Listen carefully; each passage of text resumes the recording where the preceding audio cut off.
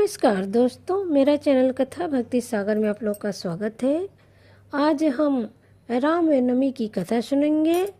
चैत्र मास के शुक्ल पक्ष की नवमी के दिन पुनर्वास नक्षत्र तथा कर्क लगन में रानी कौशल्या के कोख से राजा दशरथ जी के यहाँ रामचंद्र का जन्म हुआ था। जब धरती पर अन्याय अत्याचार बढ़ गया, तब धरती माता ने भगवान विष्णु जी से आराधना की कि भगवान जी आप धरती पे आइए और पापियों का नष्ट कीजिए। तब विष्णु भगवान ने कहा और धरती माता को वचन दिया कि मैं जरूर आऊँगा, रघुकुल वंश में जन्म लेके मैं जरूर आऊँगा। इसके 5 कारण थे। भगवान विष्णु जी के धरती पे जन्म लेने के 5 उद्देश्य से वो आए थे। पहला उनका उद्देश्य था संत कुमार का भगवान के प्रसादों के श्राप से जिस कारण उनको राक्षस योनि में जन्म जाना पड़ा था और उनके उद्धार के लिए भगवान ने अब अवतार लेके धरती लोक पर उनको आना पड़ा था। दूसरा कारण था जलंधर के उद्धार करने के लिए भगवान विष्णु जी ने छल से उसकी पत्नी जो थी उसको सतीत्व को भंग किया था, जिसके कारण वृंदा जो उनके जलंधर की पत्नी थी उनका वृंदा नाम था, जिसके कारण वृंदा ने भगवान को श्राप दिया था, विष्णु भगवान को श्राप दिया था कि उन्हें मनुष्य बनना पड़ेगा।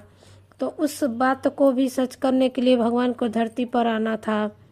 तीसरा कारण था नारद जी का श्राप और चौथा था मनु और शत्रुपा को भगवान का वरदान रहा कि प्रभु स्वयं उनके पुत्र बनेंगे, तो इस कारण भी उनको धरती पर आना था। और 5वां कारण था राजा प्रताप, मान, अरिमर्दन और ऋषियों का श्राप। ये तीनों बाद में रावण, कुंभकर्ण और भीमसेन के रूप में, विभीषण के रूप में जन्म लिए थे।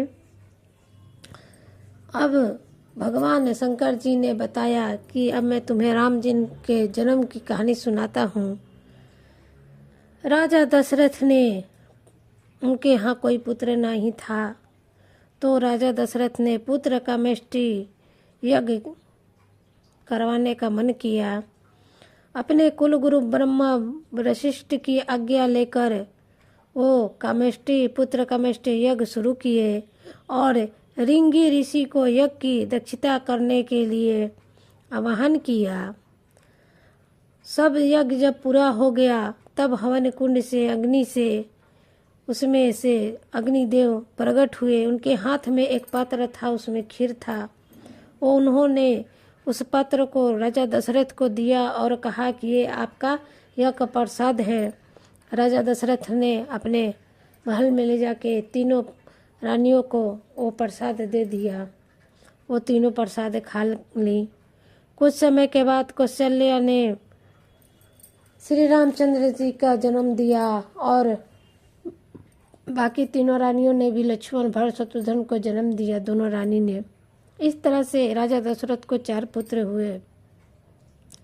तो ये थी राम जी की जन्म की कहानी और इसी दिन उनका जन्म हुआ था, इसीलिए रामनवमी चैत्र मास के शुक्ल पक्ष के नवमी के दिन उनका जन्म हुआ था, इसलिए रामनवमी मनाया जाता है।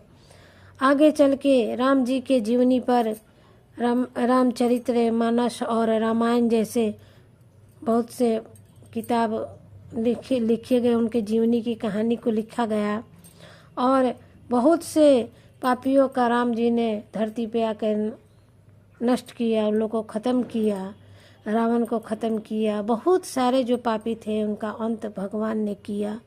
तो ये थी रामनवमी की कथा।